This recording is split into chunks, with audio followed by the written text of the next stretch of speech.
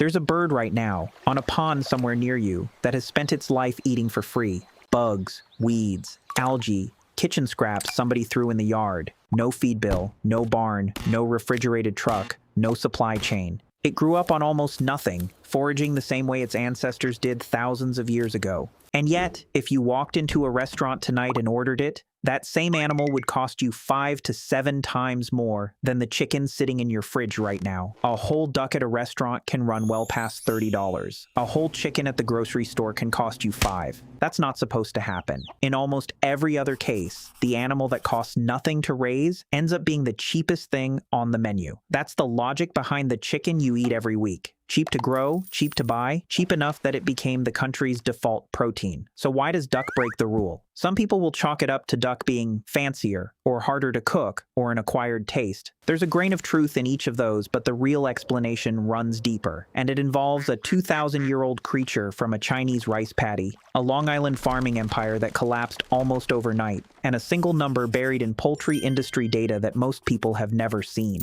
A number that, on paper, proves duck should cost about as little as chicken does. It isn't, and figuring out exactly why unravels a genuinely strange economic contradiction in the food industry, one that says less about the duck itself and a lot more about how modern food systems decide what cheap actually means. Picture two animals side by side for a second. One lives on an industrial farm, inside a climate-controlled shed, eating a precisely formulated feed mix engineered by nutritionists to hit slaughter weight in exactly 6 weeks. The other lives on a pond, eats whatever it finds, and grows on its own schedule, answerable to nobody.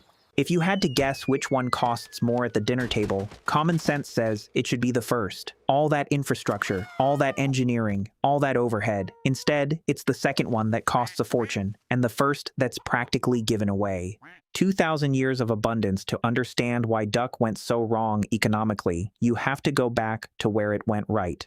That starts in China over 2,000 years ago with a creature that had no idea just how efficient an animal it was about to become. Genetic research tracing the DNA of modern domestic ducks back to their wild ancestor, the mallard, places the moment of domestication at roughly 2,200 years ago, somewhere in China. Unlike the chicken, which humans had already been raising for thousands of years by that point, duck was a relative latecomer to domestication, but it caught up fast because it solved a problem chickens simply couldn't. Ducks thrive in rice paddies. They eat the insects and weeds that damage the crop, they fertilize the water as they go, and they need almost no additional feed to survive alongside the harvest. Farmers weren't just raising livestock, they were running a self-sustaining agricultural loop centuries before anyone coined a phrase like closed-loop farming. By the time of the Yuan dynasty, in the 1200s, duck had climbed all the way to the top of the food chain, literally onto the emperor's table. Roast duck appears in imperial court menus from that era, listed among the dishes fit for royalty. The tradition never really stopped. Walk through Beijing today, and you can eat at a restaurant with roots tracing back to the Ming Dynasty, still serving a version of the same dish, using techniques passed down for centuries. The skin dried and lacquered, the meat air-cured before it ever touches the fire. Duck earned its reputation the opposite way most prized foods do, not through scarcity, but through abundance so consistent an emperor could serve it without a second thought.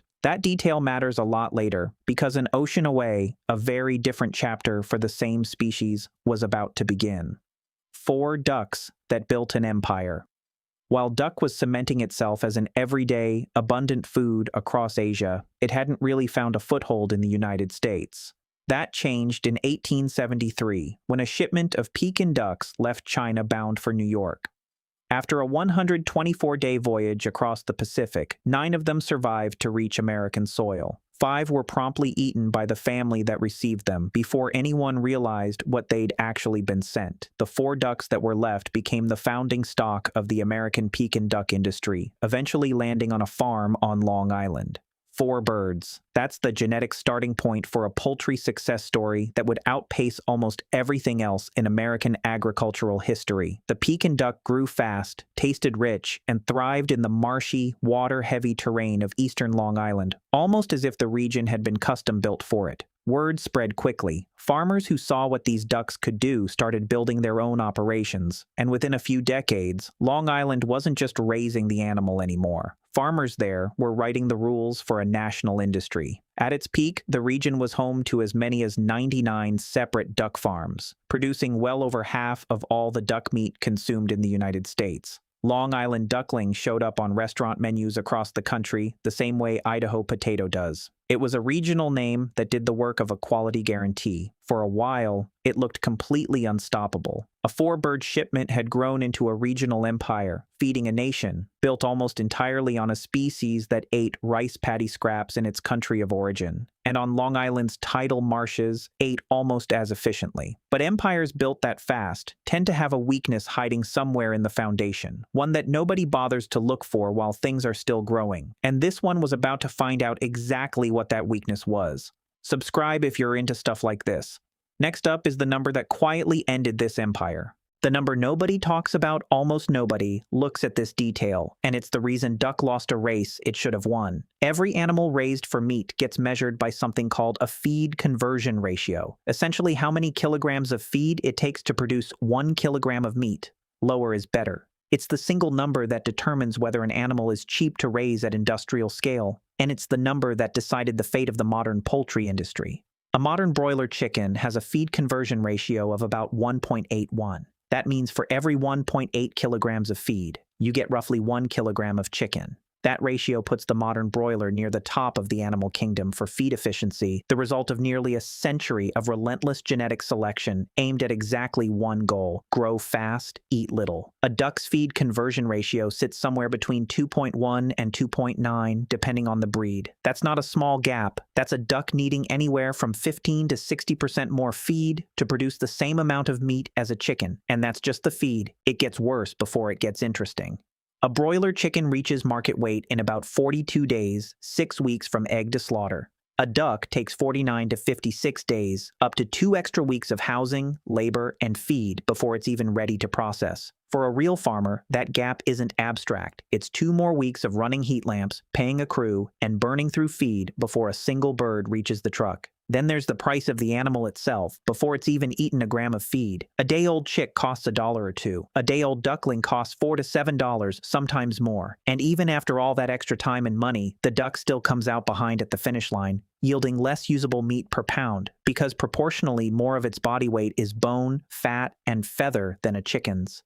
Stack all of that together, and the price gap at the register finally makes sense. It's math, not flavor, and not fanciness, and not difficulty in the kitchen.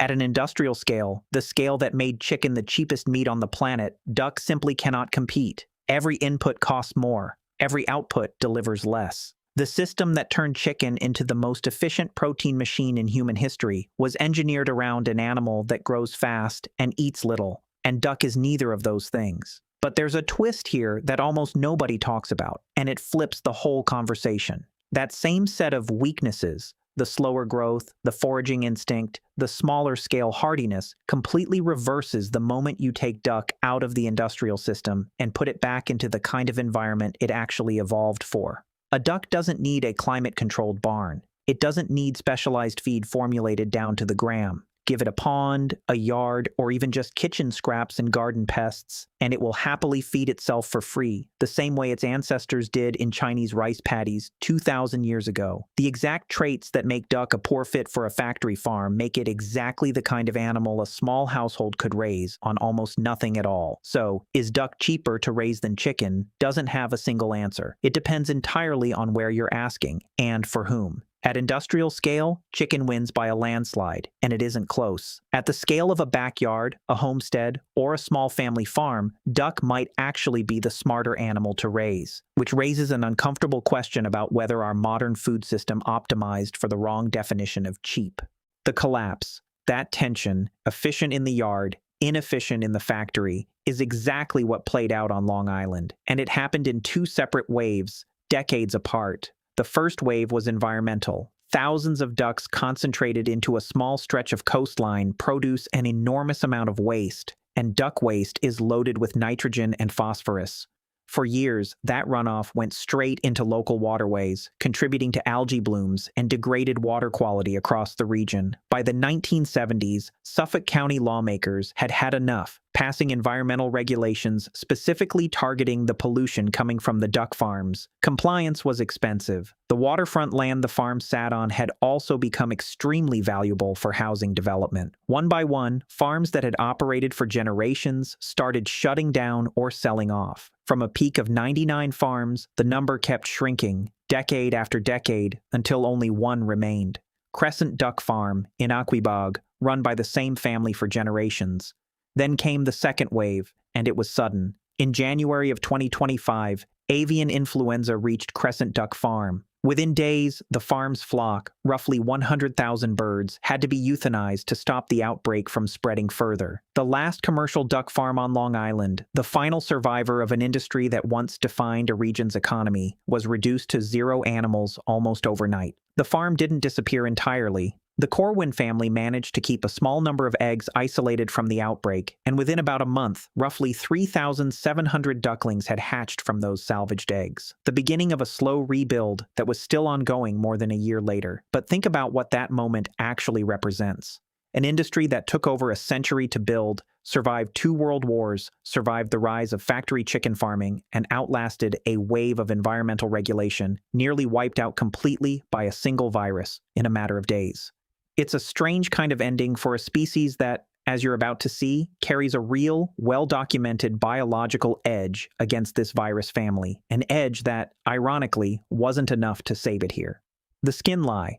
Before we get to that virus, let's clear up something almost everyone gets wrong about duck, because it's the second most common reason people give for avoiding it, the idea that duck is just inherently a greasy, fatty meat. The real answer comes down to one detail most people never separate out: the skin. Take the skin off a duck breast, and per 100 grams, you're looking at somewhere around 2 to 2.5 grams of fat. Take the skin off a chicken breast, and you're looking at around 3.6 grams of fat for that same 100 grams. Skinless duck breast is, gram for gram, leaner than skinless chicken breast, while carrying a comparable amount of protein. That's not a marginal difference. That's duck outperforming the healthy default protein on the very metric people assume it loses on. So where does the greasy reputation actually come from? The skin. Leave the skin on, and duck breast can carry anywhere from roughly 11 to 28 grams of fat per 100 grams, depending on preparation, compared to about 8 grams for chicken with its skin on. That's a substantial gap.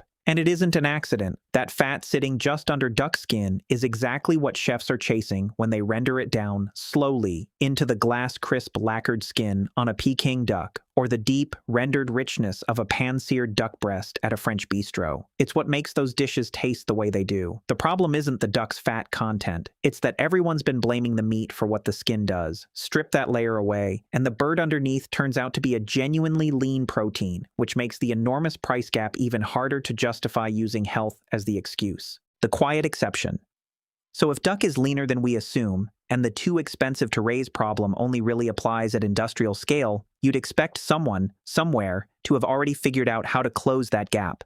And someone has, just not where most people would expect to look. Away from the collapsed factory-scale duck farms, a much smaller, much quieter alternative has always existed. People raising ducks in backyards, on small homesteads, in spaces too small or too unconventional for a commercial chicken operation to bother with. Picture a muscovy patrolling a garden bed, snapping up slugs and beetles that would otherwise wreck the vegetables. That's not really a farming operation. It's pest control that happens to lay eggs. Breeds like the Pekin, the Rouen, and the muscovy remain popular with small-scale keepers precisely because of the traits that made them commercial losers in the first place. A duck doesn't need the same specialized housing a commercial chicken operation depends on. It's hardier in cold, wet conditions that would stress out a flock of broilers raised for speed above all else. It forages actively for slugs, insects, and weeds, cutting the feed bill dramatically for anyone who isn't racing against a 42-day slaughter deadline. And because most small-scale keepers aren't measuring themselves against a feed conversion ratio at all, the very trait that makes duck inefficient for a factory, its slower, steadier growth, becomes almost completely irrelevant. Nobody raising 2 or 3 ducks in a backyard cares whether the birds hit market weight in 42 days or 56. This is the same trade-off that decided the animal's commercial fate, just running in reverse. At industrial scale, every extra day and every extra gram of feed gets multiplied across tens of thousands of birds until it becomes an unbridgeable economic gap. At the scale of a single household, that math looks completely different. A backyard duck runs somewhere around $100 to $150 a year to feed, and if it's allowed to forage for even part of its diet, which is exactly what it evolved to do, that bill can drop by a third or more. A few extra weeks on the growing clock and a bit more feed cost almost nothing when you're not trying to compete with a supply chain moving millions of birds a year. It's a small, almost invisible correction happening at the opposite end of the food system from where duck originally lost its battle, and it suggests scale, far more than biology, decided this outcome. The bird that should have survived now back to that virus, the one that wiped out Crescent Duck Farm's flock in a matter of days. And there's a detail that makes the story even more ironic. Ducks are, biologically, better equipped than chickens to survive the milder versions of avian influenza, though that edge disappears the moment you're talking about the aggressive kind that hits commercial farms.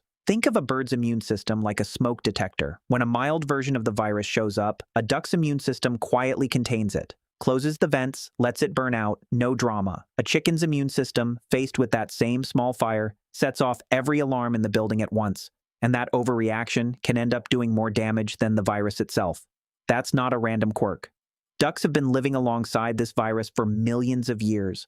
Nearly every strain in existence today traces back to wild waterfowl, so their bodies had time to learn restraint that chickens never developed. In a lot of documented cases, a duck carrying a mild case shows no symptoms at all, while a chicken exposed to the same virus can get seriously ill. But that truce only covers the mild stuff. The aggressive kind, the one that tears through commercial farms rather than wild ponds, doesn't play by the same rules. It doesn't give a duck's immune system time to calmly contain anything. It overwhelms the system regardless of species, and a duck can die from it just as fast as a chicken, sometimes within days of infection, which is exactly what happened at Crescent Duck Farm in January of 2025. For the Corwin family, that meant barns full on a Monday and empty by the following weekend. Generations of careful breeding, gone in the time it takes to notice something's wrong. This was the aggressive kind moving through their flock, hitting birds that had been bred for meat production, not for fighting off disease. The quiet advantage their wild ancestors carry never got a chance to matter. There's something almost cruel about the timing. An animal with a real, well-documented edge against one version of a threat still lost nearly all of its commercial population to the more dangerous version of that same threat. So which bird actually failed here?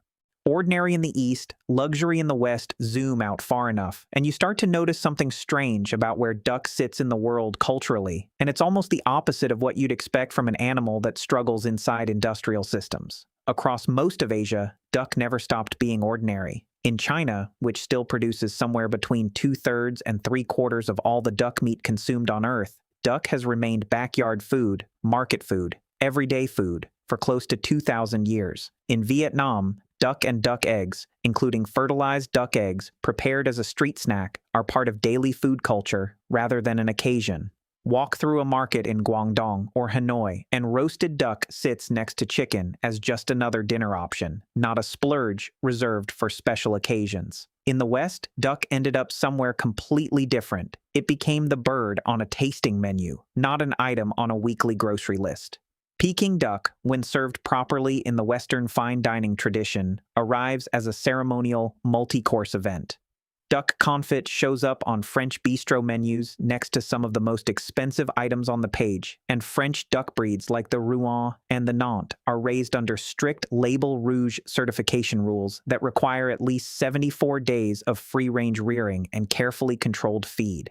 A Label Rouge certified duck from a French producer typically costs 50 to 100% more than a standard supermarket duck. The same kind of quality premium you'd see between a farm-raised and a factory-raised chicken. Foie gras, duck liver produced through a controversial process we're about to get into, became a delicacy prized at the top of the culinary world and fought over just as fiercely. This is almost a mirror image of a pattern that shows up again and again across food history, just running backward. Usually, a food starts out as an elite luxury and collapses into something cheap and common once it becomes abundant. That's the classic arc behind foods like lobster. Duck did the opposite. It started as ordinary, sustainable, backyard food in the culture that domesticated it. Then it became a luxury item in the culture that industrialized it, simply because it never fit the system that made its competitor so cheap. The animal itself didn't change. The economic scaffolding built up around it did.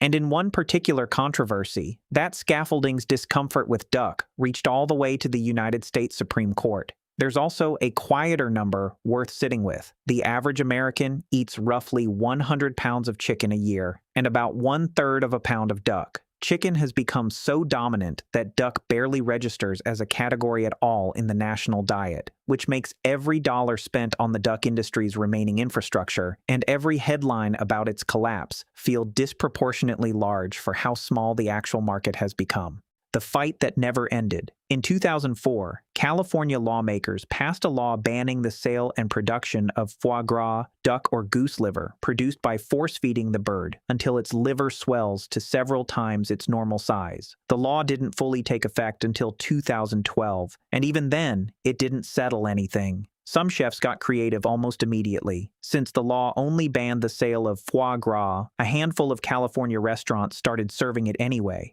folded quietly into an expensive tasting menu as a complimentary gift from the chef with no separate charge on the bill.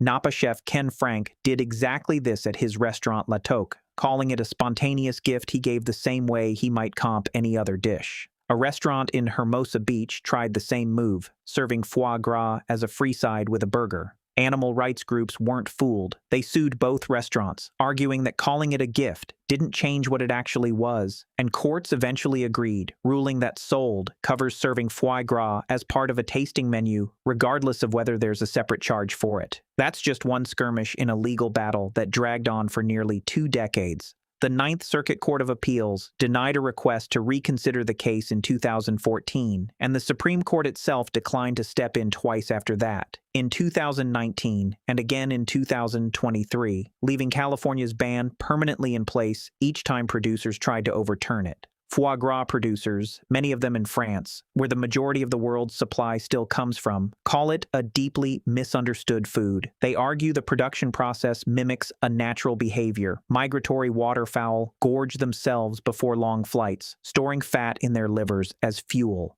And they say the controversy reflects cultural squeamishness more than genuine animal welfare science. Animal rights organizations disagree entirely, pointing to the mechanics of force-feeding itself as inherently cruel, regardless of any natural comparison. Neither side has moved an inch in over 20 years of litigation, which brings us back to exactly where we started. A bird that can cost almost nothing to feed itself in a backyard. A bird whose wild ancestors carry a real immune advantage against milder disease threats. A bird that, once you strip away its skin, is objectively leaner than the healthy default sitting in your fridge right now. And yet, somehow, few animals in the modern food system are this fought over, this expensive, or this contradictory. The duck never changed. Not its biology, not its instincts, not the rice paddy logic that made it valuable 2,000 years ago. What changed was the system we tried to force it into. That system was built, gram by gram, around a completely different bird. So the next time you see a duck sitting on a pond doing absolutely nothing except eating for free, ask yourself this: how many other things have we quietly decided are expensive or rare or complicated, not because they actually are, but because we built our system around something else and just assumed everything else had to bend to fit the same mold?